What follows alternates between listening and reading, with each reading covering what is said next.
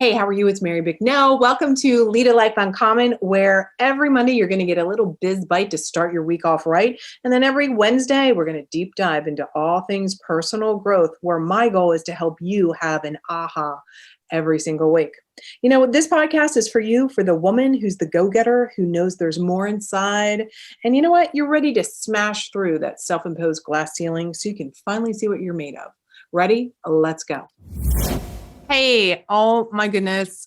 I've been thinking so much about you. I want to thank you so much for all of the amazing comments that you've been leaving on the podcast. I appreciate that. And I appreciate you reaching out to me and giving me feedback. It's so touching. Today, I want to talk about boundaries. This is part 2 of a 3-part series all on boundaries.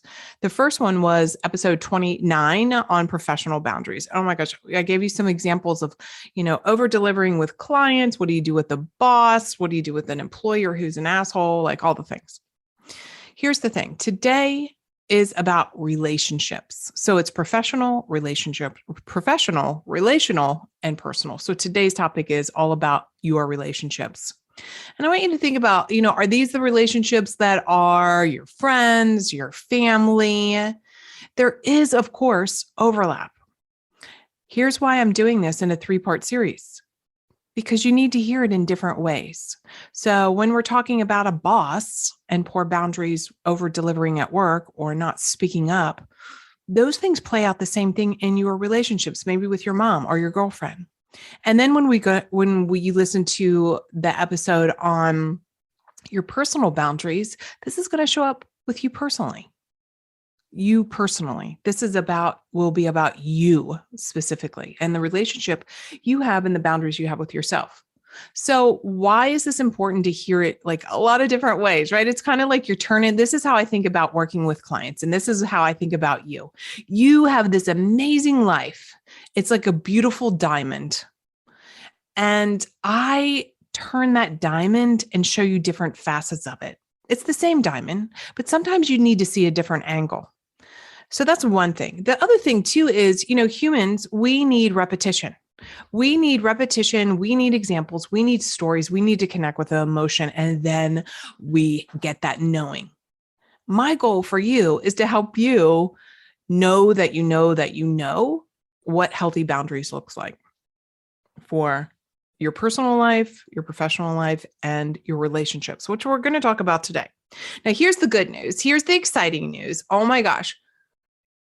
Ready? Transformations can happen in a moment. The very moment that you decide. So you can transform your relationships. I know that sometimes you get bogged down in these relationships that maybe you've had for years and years and years, and you think, oh my God, how am I ever going to change that? How am I ever going to change him? Have you ever heard that? I just wish he would change. My friend, I want you to change. You can change. And you can you can change how you think about those relationships that you're in right now.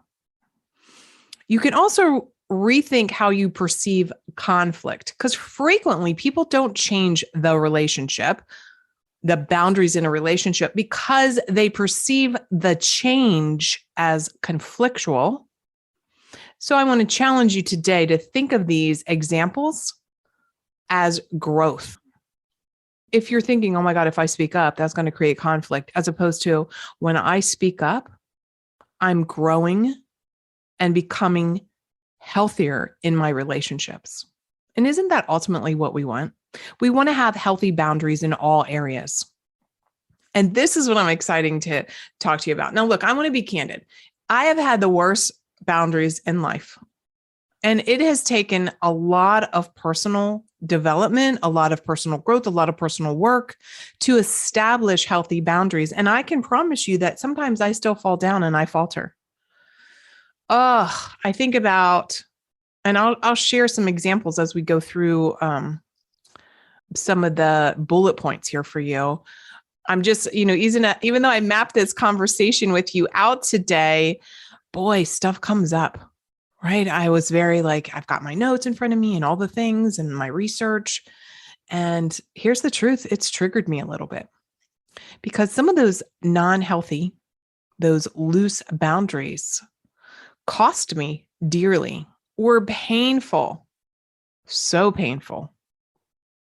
So here's to you learning from some of my mistakes so that you don't have to drink from the people-pleasing well.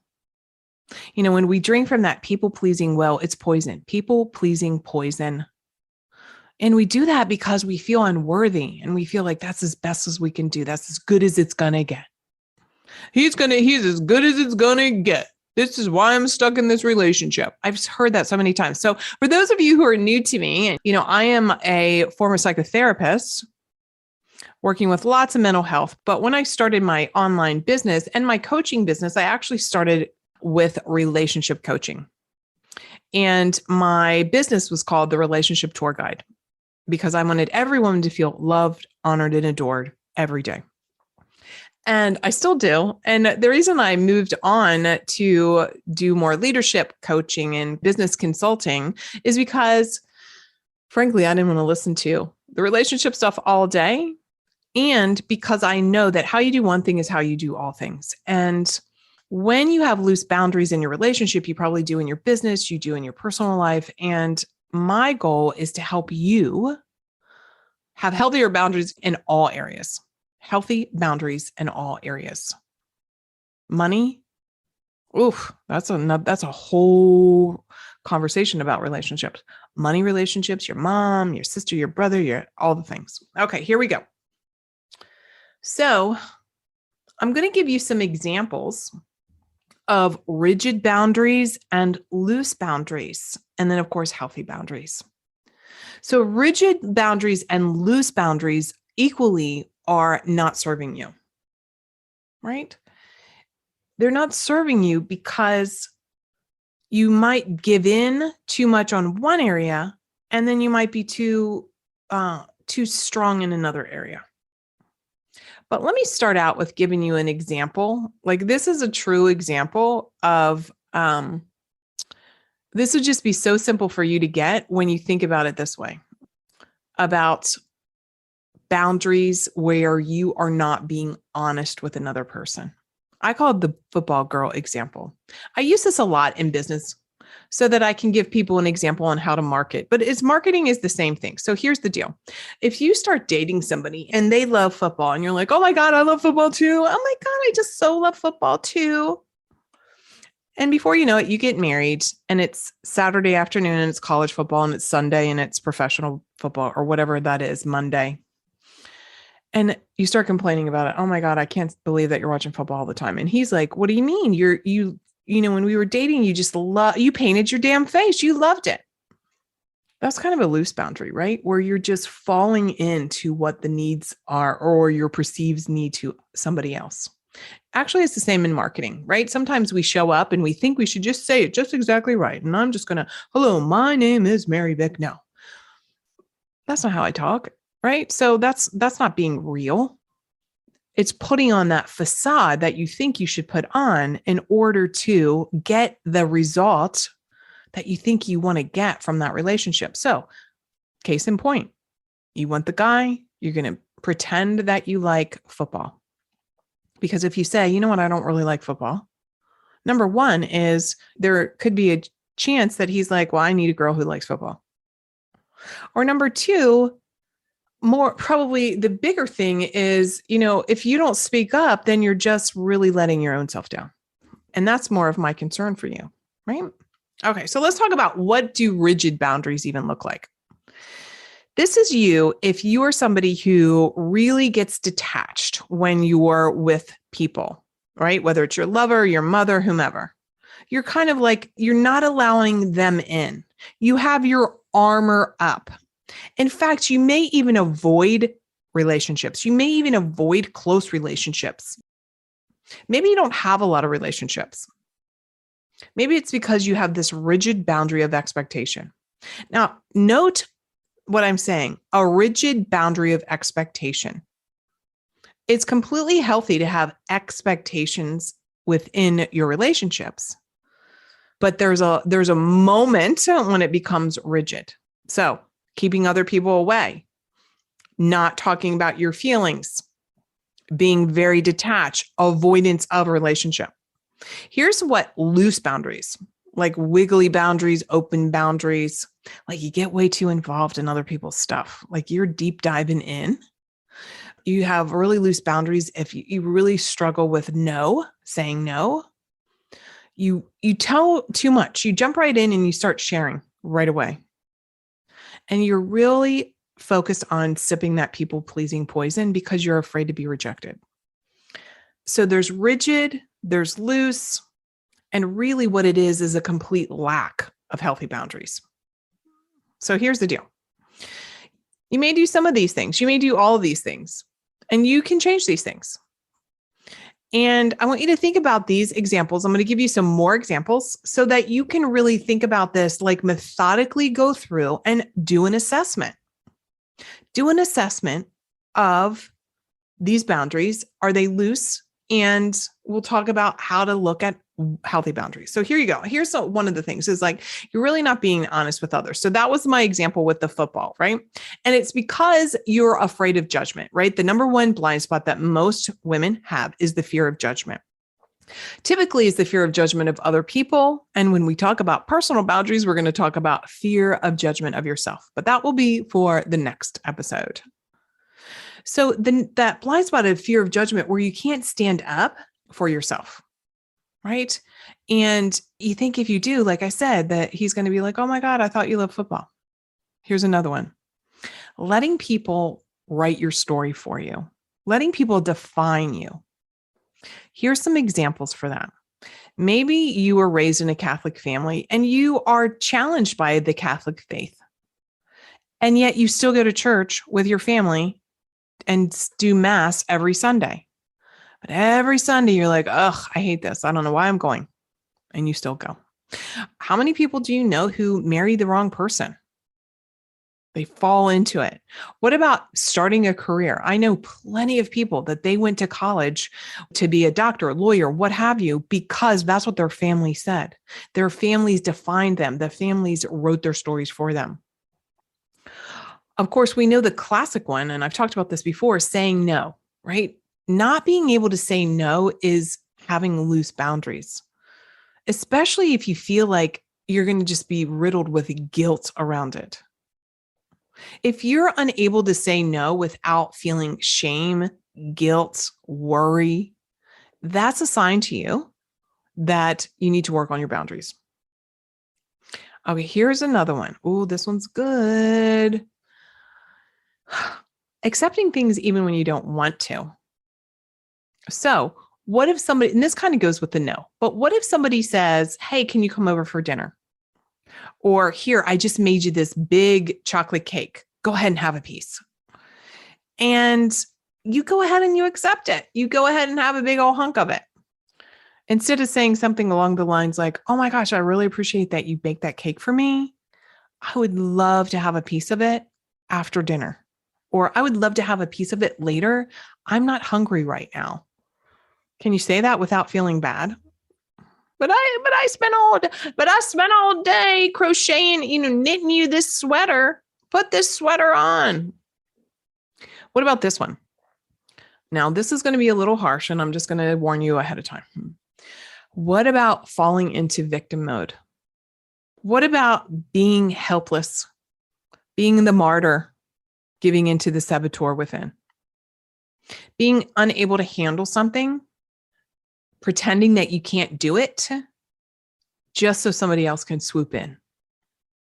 And truthfully, sometimes we wish someone else would handle it, right? Like, God, can somebody handle this? Somebody else handle this? When it becomes a habit, when it becomes a frequent pattern, that's a sign. Oh my gosh, I think my boundaries are loose. I always seem to, it always is like they're swooping in.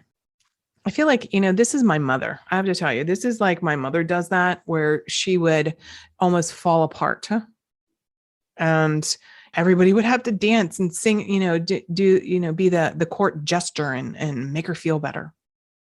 Here's another thing I want to share is that sometimes that saboteur, that helpless person, that victim, that comes when you hit your upper limits. Maybe you've read The Big Leap by Gay Hendricks, and he talks about your upper limit. And sometimes you've had a level of success and that is new to you, and you undermine yourself and you turn into a victim. Oh, that's too much work. That's too much this. It's too much responsibility. And so you pull the rug right out from under your feet. And everyone is impacted around that. Here's another one.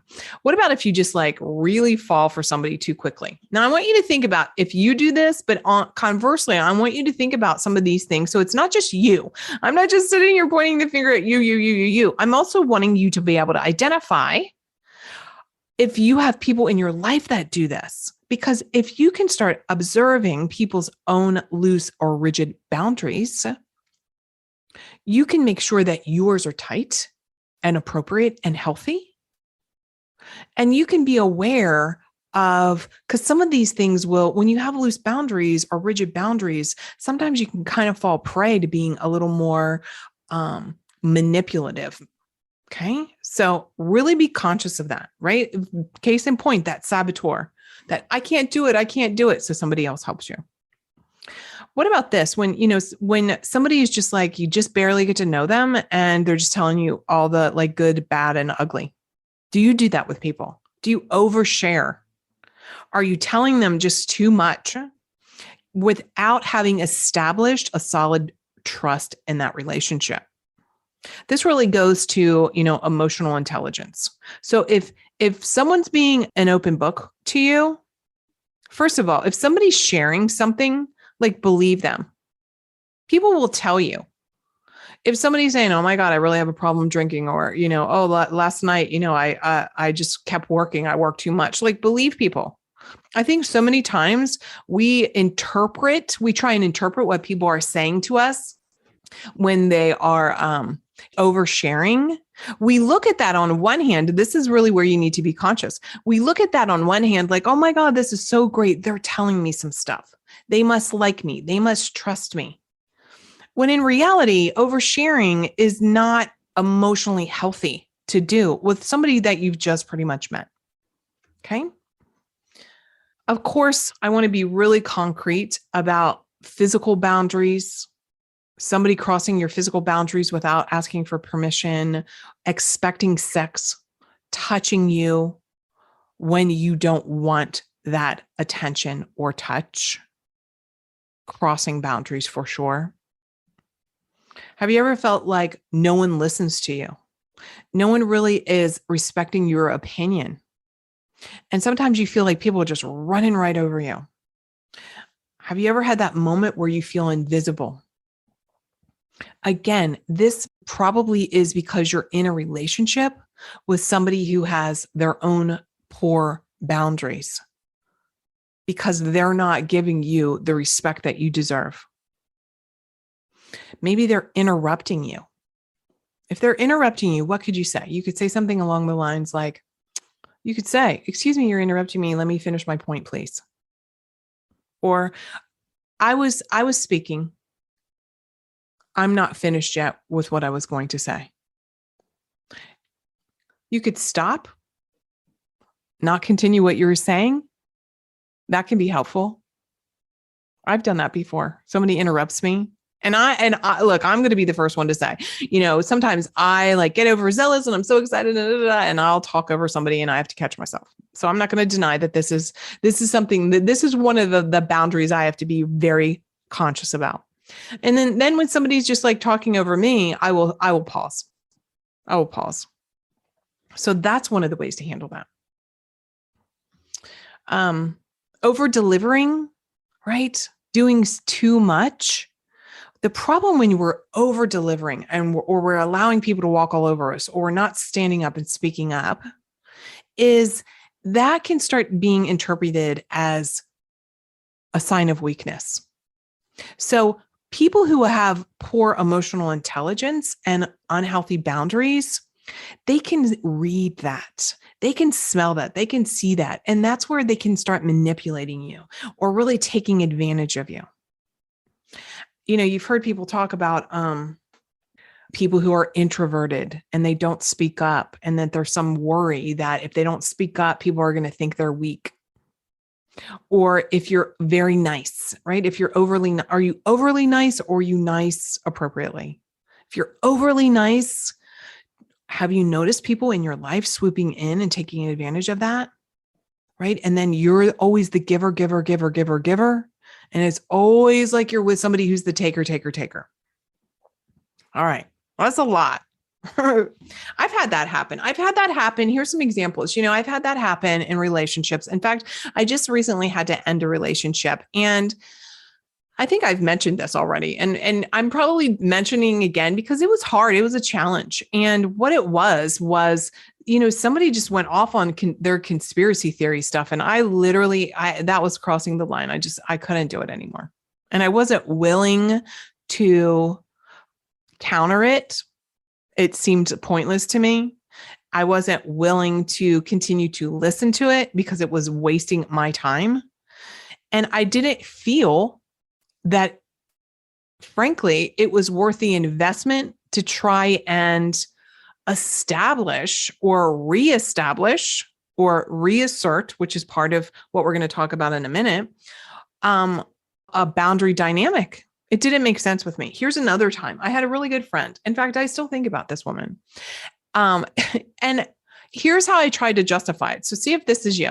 I tried to justify our relationship that, she was just a mom and she was talking down to me. It was just because she was a mom of young kids. This was before I had River. And in reality, it was just a disrespectful relationship. I interpreted her mode of speaking to me and I passed it off on she's just being a mom. Do you ever do that? So here's a couple tips on how to assert yourself right now. First of all, refuse taking blame.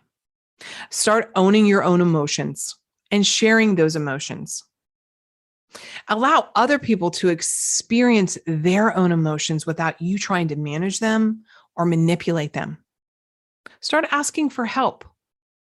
Again, this is back to people who with rigid boundaries, they push people away. They don't ask for help. They don't ask for space. Ask for space. Ask for privacy. Expect privacy when you're taking a shower, when you're going to the bathroom, asking to shut the door. Expect privacy that somebody's not going to look at your phone. What about sexual boundaries? Being able to say no, not giving in when you don't have any desires. So here's how to ask for some boundaries. I need some quiet time right now. I'm really looking for some alone time. I'm in the bathroom. Please don't walk in on me. I'm not in the mood for sex right now.